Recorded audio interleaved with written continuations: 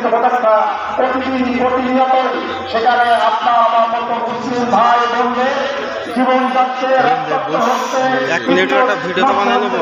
সেটা ফিলিস্তিনে নয়, সারা বিশ্বের বিভিন্ন জায়গায় আজকে মুসলমানদের উপরে আপনার মুসলিম আবার অনেকেই ইসলাম নামধারী, এই মুসলিম নামধারী তারাও এই কাজগুলো অবলম্বন করে যাচ্ছে। তাই আজকে আমরা এই কথা বলবো, আজকে ঈদুল আজহার দিন আমাদের ভিতরে যে আনন্দ, যে বিদ্বেষ আজকে শয়তান ঢুকে দিয়েছে, এটা মুসলমানদের জন্য এটা বড় একটা গজব। যে মুসলমানদের আনন্দ, যদি মুসলমানের ভিতরে এই ঐক্য থাকে, এটা একটা আল্লাহর আনন্দ। এই ঐক্য করলে আমরা যদি ফিরে চলে যাই, তখন আমাদের ভিতরে আমাদের উপরে শয়তানের যে চেষ্টা আক্রমণ সেগুলো সফল হবে।